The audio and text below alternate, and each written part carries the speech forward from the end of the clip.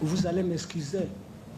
Si vous applaudissez comme ça me fait mal. Si vous me voyez ici attaquer messieurs, c'est vraiment ôté. Mon nom c'est... Moi je réponds au nom de Désiré Grou Yabapi. Je suis venu de l'Ituri, territoire de Ndjougou, collectivité chefferie de Bahama Nord.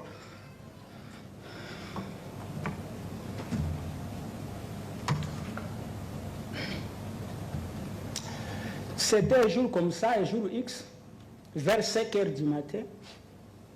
Moi, je dormais encore. Mon épouse était allée à la source, allait puiser. Elle était allée puiser. On était resté avec mes 4 enfants. Elle a laissé son bébé de 2 mois à côté de moi.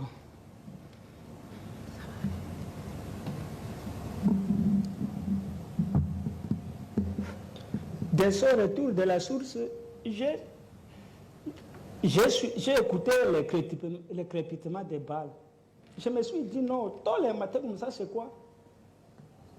Il y a un monsieur, mon voisin, qui est venu, monsieur Désiré, sortez avec tes enfants. Heureusement, l'épouse est déjà rentrée.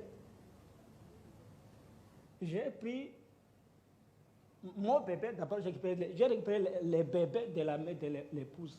J'ai dit à elle, prenez ces 3 enfants pour que je vais sauver la vie de ces bébés. On est allé se cacher à la brousse, très loin à la brousse du village.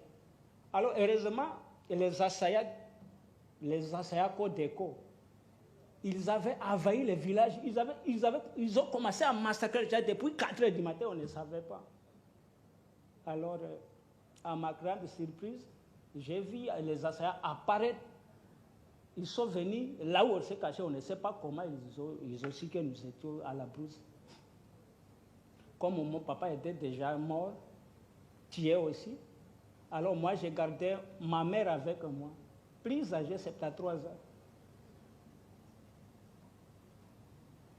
Moi j'ai été obligé par ces assaillants, ils m'ont demandé entre la vie et la mort que je puisse choisir. Il y a un assaillant qui me dit non, ne posez pas de telles questions à ces messieurs, exécutez-les. Alors, ce petit garçon-là a tiré sur ma mère. A tiré sur ma mère, il y a un monsieur à machette qui a coupé et peint la chair de ma maman, j'ai mangé ça cru.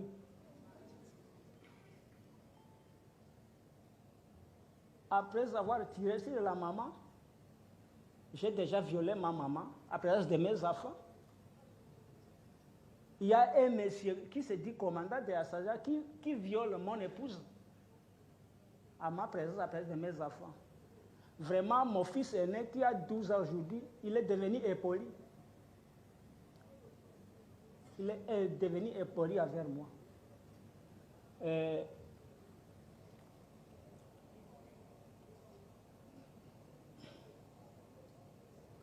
Jusqu'à présent, je ne sais pas la destination de mon épouse depuis 2018. Si elle est à vie ou morte, je ne sais pas. Puisqu'elle a été prise par les commandants même de Codeco, je ne sais pas où ils sont maintenant. Si elle est à vie, je ne sais pas. Alors, il y a un petit garçon là, Codeco Assaya, qui a dit non, sa maman est exécutée. Son épouse aussi est partie, on ne sait pas où.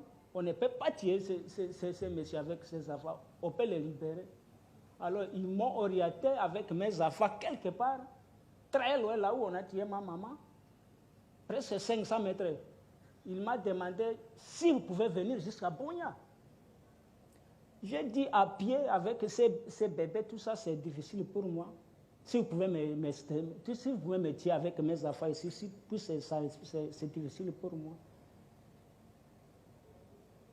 Alors, il y a 2 militaires, Codeco Assaya, qui nous a accompagnés jusqu'au village en me demandant de ne pas passer ma nuit à Blougua. Puis ils récupèrent Blougua en entièreté.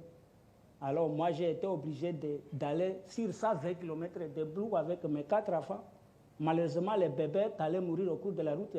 Puis Le bébé a pleuré depuis le matin jusqu'à 13h, c'était difficile pour le bébé. Je l'avais laissé gaz et tout comme ça à la route. Et en fait, si aujourd'hui, attaquer simple et déplacé du site qui gonze à Bounia, je remercie d'abord le président, le chef de l'État congolais, pour avoir songé à faire de telles initiatives.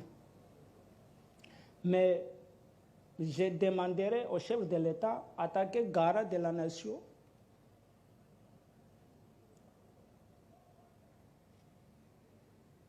de faire la justice, que la justice soit faite.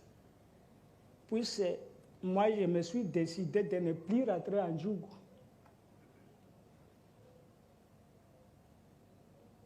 Je vais mourir chômeur à Bounia. Puisque mes affaires sont devenues les affaires de la rue. C'est difficile pour moi de les récupérer maintenant.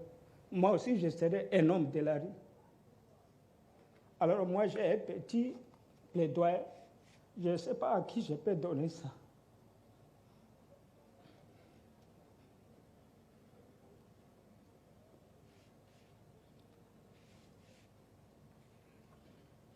C'est au chef de l'État, mais je ne peux pas donner ça moi-même au chef.